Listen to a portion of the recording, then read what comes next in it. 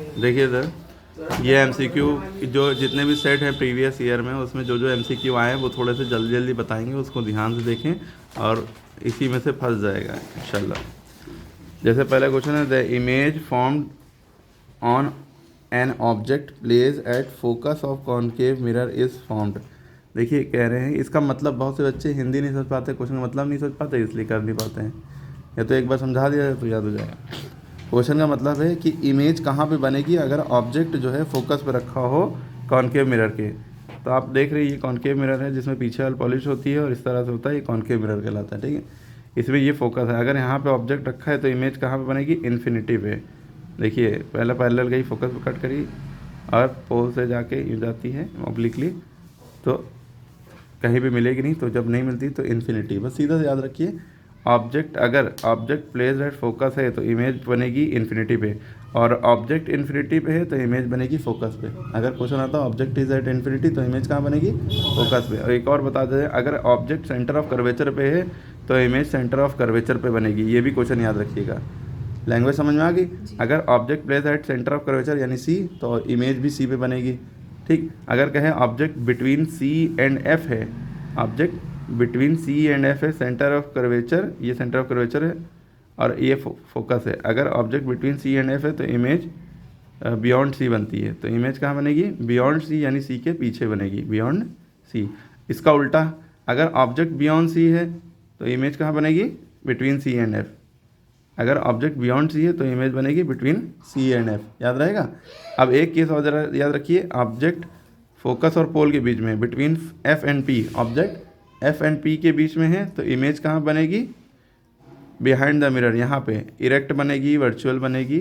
अब यहाँ पे इमेज कैसी होगी, वर्चुअल होगी। बस ये इकलौता केस है जिसमें वर्चुअल इमेज बनती है, बाकी जितने भी केस अभी बताए जैसे ये, इन सब में रियल इमेज बनती है। कैसी बनती है, रियल एंड इन्वर्टेड, इन्वर्टेड। अब ये टर्म याद रखना, रियल माने रियल, इन्वर्टेड माने उल्टी इमेज। इन्वर्टेड यानी उल्टी, इन्वर्टेड कॉमा सुना है, वैसे ही इन्वर्टेड यानी उल्टी इमेज, यानी कि सर ऊपर पैर नीचे, अपसाइड डाउन। चाहे कहीं पे भी ऑब्जेक्ट हो, अगर फोकस से पहले ऑब्जेक्ट है तो सबकी इमेज मतलब इन्वर्टेड बनेगी और रियल होगी, ठीक है। रियल का मतलब जैसे आप पिक्चर हॉल में जाते हैं, सिनेमा में, सिनेमा हॉल में, तो आप देखते हैं प्रोजेक्टर जो है पर्दे पे स्क्रीन, मतलब प्रोजेक्ट जो हो रहा होता है वो पर्दे पे हो रहा है। इस तरह की जो इमेज होती है सब रियल होती हैं। वर्चुअल इमेज जो आप अपने आप को शीशे में देखते हैं वो वर्चुअल इमेज होती है, ठीक है। आभास होना कि आप शीशे के अंदर हैं, ठीक है। क्लियर होगी बात, कितने भी क्वेश्चन आ जाए इससे रिलेटेड कर लेंगे। बस एक ही केस अच्छा है, जब फोकस और पोल के बीच में ऑब्जेक्ट होगा तो वर्चुअल इमेज बनेगी, बिहाइंड द मिरर होगी और इरेक्ट होगी। इसमें रियल नहीं होगी, इरेक्ट यानी स्ट्रेट, सीधी खड़ी हुई, ठीक है। और एनलार्ज होगी, बड़ी होगी, ठीक। अब एक क्वेश्चन आता है, जब आप शीशे में देख रहे हैं तो आपका राइट जो है आपका लेफ़्ट बन जाता है, राइट का क्या हो जाता है, लेफ़्ट हो जाता है। इस फिनोमेना को कहते हैं लेटरल इन्वर्जन, लेटरल इन्वर्जन। ये वेरी शॉर्ट में भी आ सकता है और ऑब्जेक्टिव में भी आ सकता है, पता होना चाहिए कि आपका राइट आपका लेफ्ट हो जाएगा, आपका लेफ्ट आपका राइट हो जाएगा, सुनील शेट्टी वाला डायलॉग। और ये कहलाता है लेटरल इन्वर्जन। एम्बुलेंस जो लिखा होता है उल्टा क्यों लिखा होता है, इस वजह से, लेटरल इन्वर्जन की वजह से राइट का लेफ्ट हो जाए, ओके। चलिए, speed of light is minimum in medium. इन चार मीडियम में से स्पीड ऑफ लाइट, इस लाइट की रफ्तार सबसे कम किस में होगी, अगर ये क्वेश्चन है। लाइट की रफ्तार सबसे कम किस में होगी, डायमंड में होगी, वाटर में होगी, ग्लास में, केरोसिन में। तो आप डायमंड टिक लगाएंगे, जितना सॉलिड ऑब्जेक्ट होगा उतनी स्पीड ऑफ लाइट कम हो जाएगी। क्लियर है। लाइट की स्पीड मैक्सिमम कितनी होती है, एयर या वैक्यूम में, VAC इसमें मैक्सिमम हो जाती है। कितनी होती है speed of light, speed of light को सी से शो करते हैं, वी से, वी मेनली सी से शो करते हैं, ठीक है। तो 3 × 10⁸ मीटर पर सेकेंड, इसका मतलब होता है 30 करोड़ मीटर पर सेकेंड। अगर मीटर नहीं दिया होगा, किलोमीटर लिखा होगा, बाई चांस ऐसा आ सकता है, तो 3 लाख किलोमीटर पर सेकेंड, या तो 3 लाख लिखा होगा या 3 × 10⁵ लिखा होगा, ठीक है। क्योंकि 1 मीटर में 1000 मीटर 1/1000 मीटर होते हैं, तो 3 जीरो कट जाएंगे तो 3 लाख, ठीक है चलिए, तो मैक्सिमम किस में होगी, वैक्यूम या एयर में। कितनी होगी, 3 × 10⁸ मीटर पर सेकेंड। याद रखिए, क्वेश्चन कैसे भी बन सकता है। Image formed on retina, retina in human I, image जो इसमें रेटिना पे बनती है, हमारी आंखों के अंदर रेटिना होता है। कहाँ पे इमेज बनती है, कैसी बनती है, इन्वर्टेड होती है और लेकिन लगता है कि इरेक्ट है, सीधी है, यानी उल्टी इमेज बनती है, लेकिन दिमाग हमारा सीधा कर लेता है उसको, ठीक है।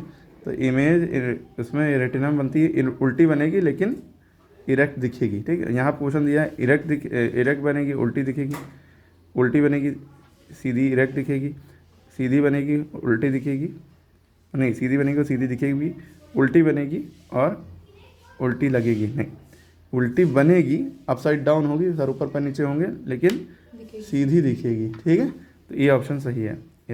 Human I is formed image on, human I image कहाँ पे बनती है, जब भी हम कोई चीज़ देख रहे हैं हमारी आंखों में इमेज रेटिना बनती है।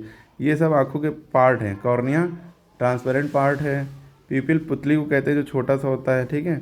आइरिस जो है ये कलर्ड पार्ट ऑफ आई है, किसी की झील से नीली आंखें होती हैं ना, ब्राउन आंखें ब्लैक आंखें, ये आइरिस होता है, ठीक है।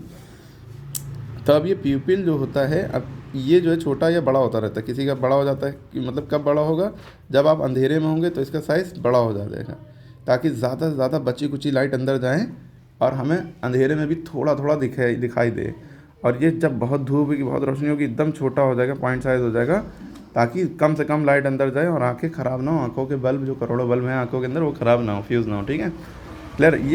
ये मदद, ये चीज़ होने में, छोटा और बड़ा करने में, कॉन्ट्रैक्ट होना मतलब छोटा होना, रिलैक्स होना माने बड़ा होना, इसमें मदद कौन करता है, आइरिस करता है। ये चीज़ आइरिस मसल और सिलियरी मसल्स का भी थोड़ा सा रोल होता है इन सब चीज़ों में। तो यहाँ पे अगला क्वेश्चन ही है, amount of light entering the eyes controlled by, मेरे हिसाब से कंट्रोल्ड बाई के लिए आइरिस होना चाहिए, लेकिन आपकी बुक में या चीज़ों में प्यूपिल दिया हुआ है। प्यूपिल, अरे ये तो छोटी बड़ी खुद मतलब ये होगी, खुद से नहीं होगी, करेगा कौन इसको, आइरिस, ठीक है। लेकिन बड़ी छोटी ये होगी, तो इसलिए कह रहे हैं कि कंट्रोल बाई में ये भी टिक लगा सकते हैं, ये भी तो बोथ है तो ये लगा दिएगा बोथ, वरना प्यूपिल ही लगाइएगा मेरे हिसाब से, ये भी डाउटफुल मामला है और आइरिस कंट्रोल करता, ठीक है। तो यहाँ पे एक बात ये समझने वाली है कि हमने यहाँ पे लिख भी दिया कि आइरिस जो होता है ये अमाउंट ऑफ लाइट जो हमारी आंखों में कितनी लाइट जाना चाहिए उसको कंट्रोल करता है। किसको एडजस्ट करता है, वो प्यूपिल को। प्यूपिल जो पुतली होती है छोटी सी काली, सबसे बीच में छोटी सी पुतली होती है, उसको कंट्रोल ये करता है आइरिस। और सिलेरी मसल किसको कंट्रोल करती है, पूरे लेंस को, जो नीला नीला पार्ट, ब्राउन ब्राउन काला काला पार्ट जो प्यूपिल के चारों तरफ होता है उसे कंट्रोल है। जो आंखों में लो लेंस लगाते नहीं है वही लेंस समझ लिए, ठीक है, जो ऑलरेडी हमारी आंखों में इनबिल्ट है, तो वो सिलेरी मसल कंट्रोल करती है, ठीक है। प्यूपिल को कंट्रोल आइरिस करता है, लेंस को कंट्रोल सिलेरी मसल्स करती है, ठीक है। तो हमारे हिसाब से इसका आंसर आइरिस ही होना चाहिए, लेकिन कुछ जगह पे आपको प्यूपिल मिलेगा तो आइरिस लगाइएगा, ठीक है। और इसी को अकोमोडेशन कहते हैं कि सिलियरी मसल लेंस को कंट्रोल, मतलब कोई चीज़ दूर पर रखी है तो आंखों पे आप जोर देते हैं ना, और पास में है तो नॉर्मली, और अगर कोई चीज़ 25 सेंटीमीटर पे है तो आराम से आप पढ़ सकते हैं उसको रिलैक्स मोड में। इसी को कहते हैं 25 सेंटीमीटर एक्चुअल में होता है least distance of distinct vision, और एग्ज़ाम में आता ज़रूर है, least distance of distinct vision, DISTINCT, distinct vision क्या इंसान को नॉर्मली कहाँ से दिखता है, कितनी दूर का, 25 सेंटीमीटर का, ठीक है। क्लियर हो रही बात। किसी की पास की नज़र पास का दिखता है, दूर का नहीं दिखता है, तो उसको मायोपिया बीमारी है, शॉर्ट साइटनेस, नियर साइटनेस है, तो उसको कॉन्केव लेंस लगाना चाहिए। अगर किसी को दूर का दिखता है, पास का नहीं दिखता है, तो उसको लॉन्ग साइटनेस है, यानी हाइपरमेट्रोपिया है, यानी फार साइटनेस है, और उसको कॉन्वेक्स लेंस लगाना चाहिए इसको सही करने के लिए, ठीक है। आपने उल्टा बोला। नहीं सीधा ही बोला। अगर नियर साइटनेस दूर का दिखता है, पास का नहीं दिखता है, तो दूर का दिखता है, पास का नहीं दिखता है, ये लॉन्ग साइटनेस है।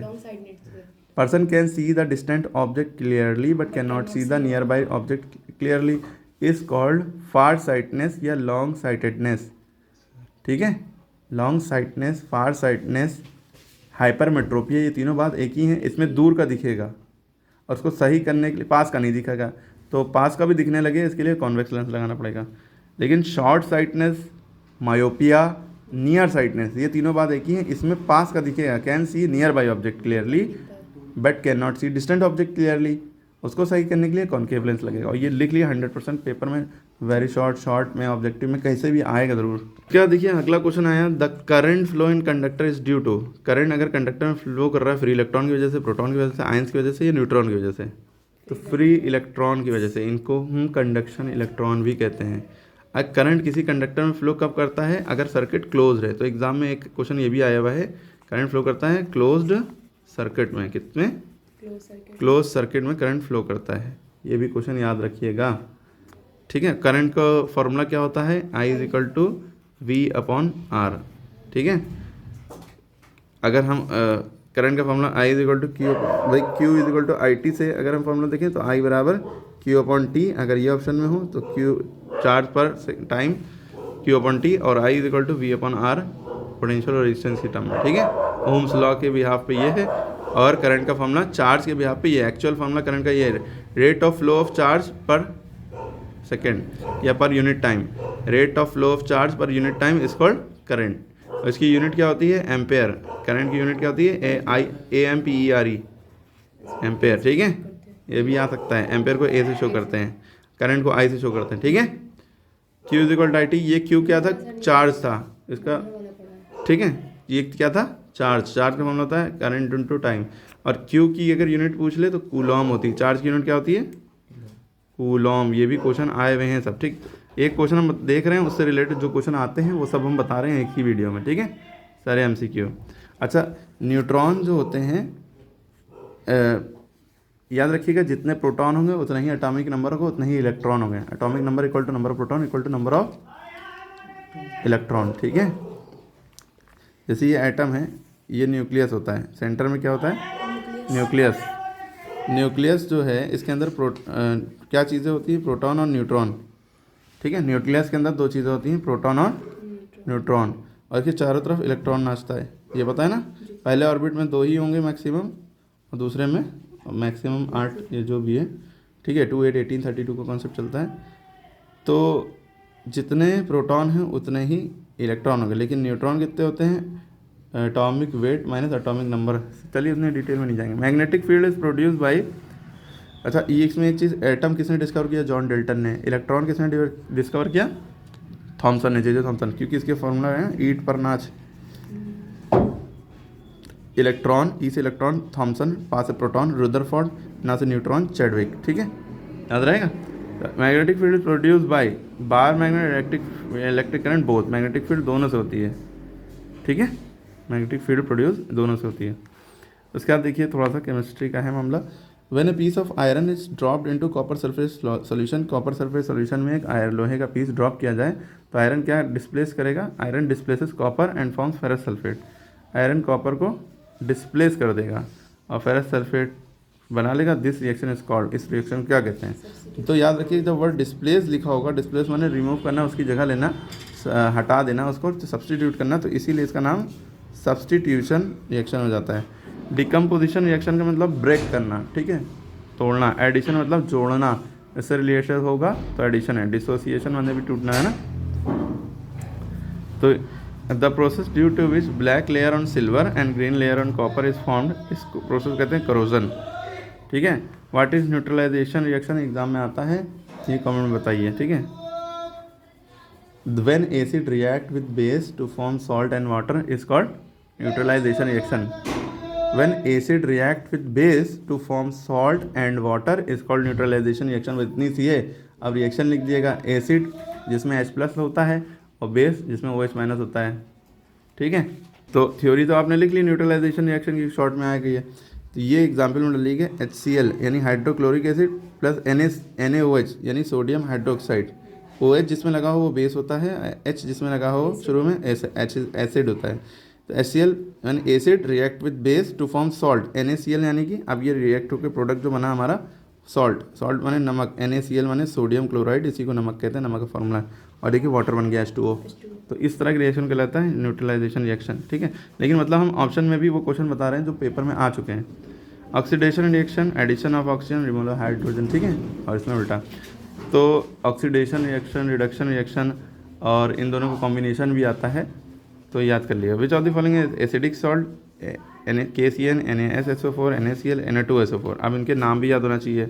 KCN potassium cyanide, NaHSO4 sodium bisulphate या सोडियम हाइड्रोजन सल्फेट। आंसर तो इसका यही है, लेकिन हम नाम भी बता रहे हैं, हो सकता है इसका फॉर्मूला या कुछ पूछ लें। NaCl माने सोडियम क्लोराइड, Na माने सोडियम, Cl माने क्लोराइड, ये सॉल्ट को कहते हैं। सोडियम सल्फेट, Na2SO4 माने सल्फेट, सोडियम सल्फेट, ठीक है, याद रहेगा ना।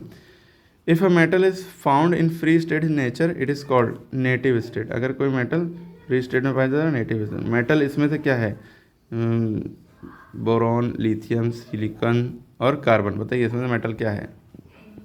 मेटल किसे कहते हैं, जो हार्ड हो, जो शाइन करे और सोनोरस, जिसमें टन टन की आवाज़ है, इस तरह की बात। तो मेटल इसमें से क्या है, तो इसका आंसर हो जाएगा लिथियम। लिथियम की बैटरी भी देखिए मोबाइल में होते हैं। तो valency of carbon atom, carbon की वैलेंसी कितनी होती है, 4 होती है। कितनी होती है, 4, क्योंकि कार्बन का एटॉमिक नंबर 6 होता है। इसको तोड़ेंगे तो 2 और 4 में टूटेगा। ठीक है, तो ये लास्ट वाली ये चीज़ है, वैलेंसी है। अब इसके में आ जाते हैं autotrophic mode of nutrition require. Autotrophic mode of nutrition में क्या होगा, carbon dioxide and water. Autotroph यानी खुद से, ठीक है। क्लोरोफिल, सनलाइट की ऑल ऑफ द अबव। बताइए। तो ऑटोट्रॉफिक यानी प्रोड्यूसर की तरह काम करेगा, जो खाना अपना खुद बनाएगा। पेड़ ही अपना खाना खुद बनाता है, और इसमें कार्बन डाइऑक्साइड हम लोग देते हैं, उसको बाहर से एटमॉस्फेयर से मिलती है, और वाटर हम लोग देते हैं। क्लोरोफिल उसके अंदर प्रेजेंट रहता है, ग्रीन पिगमेंट है ना, और सनलाइट मिल रही है। तो सारी चीज़ें चाहिए तब खाना बनेगा। इस प्रोसेस को कहते हैं फोटोसिंथेसिस, है ना। क्लियर हो रही बात। और leaves are the kitchen of the plant. Plant के किचन कहाँ है, प्लांट अपना खाना कहाँ बनाते हैं, लीव्स में। लीव्स इसे पत्तियों में बनाते हैं और पूरे प्लांट में जाता है। पानी पूरे प्लांट में जाना, इस प्रोसेस को जाइलम कहते हैं, XYLEM। और पूरे प्लांट में फूड का ट्रांसपोर्टेशन होना, इसको कहते हैं फ्लोएम, PHLOEM। एक चीज़ एग्जाम में आती है, ट्रांसपीरेशन क्या होता है। जैसे हम लोग को गर्मी लगती, पसीना निकलता है, तो हम लोग थोड़ा फ्रेश महसूस करते हैं। इसी तरह प्लांट में जो एक्सेस वाटर होता है वो एवापरेट हो जाता है, तो यही ट्रांसपीरेशन कहलाता है। एक्सेस वाटर का रिमूव होना ट्रांसपीरेशन कहलाता है। एग्जाम में आता ज़रूर है। Largest gland in human body, ये ज़रूर आता है। हमारी बॉडी के अंदर सबसे बड़ी ग्लैंड है, वो क्या है, लीवर। तो largest gland in human body क्या है, लीवर। लार्जेस्ट ग्लैंड क्या है, लीवर। सबसे बड़ा ऑर्गन जो हमारी बॉडी के अंदर है, लीवर। और लार्जेस्ट बोन कहाँ है हमारी बॉडी की, फेमर। जो थाई बोन है, रान की हड्डी, लेग पीस, वो femur, FEMUR, femur, largest bone. सबसे छोटी बोन हमारी स्टीप्स या स्टिरप, जो हमारे कान के अंदर होती है। ओके, स्टिपीस या स्टिरप कहते हैं, स्टीप्स। तो इस लार्जेस्ट ग्लैंड लीवर हो गया। और लीवर कौन सा जूस जो है सिक्रेट करता है, बाइल जूस। कौन सा जूस, बाइल जूस। ये भी क्वेश्चन आता है। अच्छा, हमारे स्टमक का शेप कैसा है, स्टमक यानी पेट का शेप कैसा है, यू शेप है क्या, जे शेप है, जे शेप है, जे। अरे जे शेप। किडनी जो है वो बीन शेप है। 2 किडनी है, 2 लंग्स हैं, और क्या 2 है, कमेंट में बताइएगा। स्टमक जो है जे शेप हो गया, स्टमक जे शेप है। लीवर बाइल जूस सिक्रीट करता है, ठीक है। और हमारे पेट, यानी हमारे पेट में कौन सा जूस सिक्रीट होता है, HCl, हाइड्रोक्लोरिक एसिड। पेट हमारा जे शेप है, ये याद रखिएगा, ठीक है। Okay. Binary fission is method of asexual reproduction. Binary fission in is method of asexual reproduction. Amoeba किसकी मदद से चलता है, स्यूडोपोडिया, PSEUDOPODIA, स्यूडोपोडिया की मदद से अमीबा चलता है। कहीं भी मुंह, कहीं भी से खा लेगा, और कहीं से भी टॉयलेट कर देगा, इसका मुंह कहीं भी बन जाता है ना। हाइड्रा में बडिंग होती है, ठीक है। वही क्वेश्चन आ भी गया, बडिंग इस किस में फाइंड की जाती है, हाइड्रा में। इंपॉर्टेंट है, ठीक है। क्या पूछ रहे थे, इंसान की बॉडी में कितनी बोन्स होती हैं, 206 बोन्स होती हैं, 206 बोन्स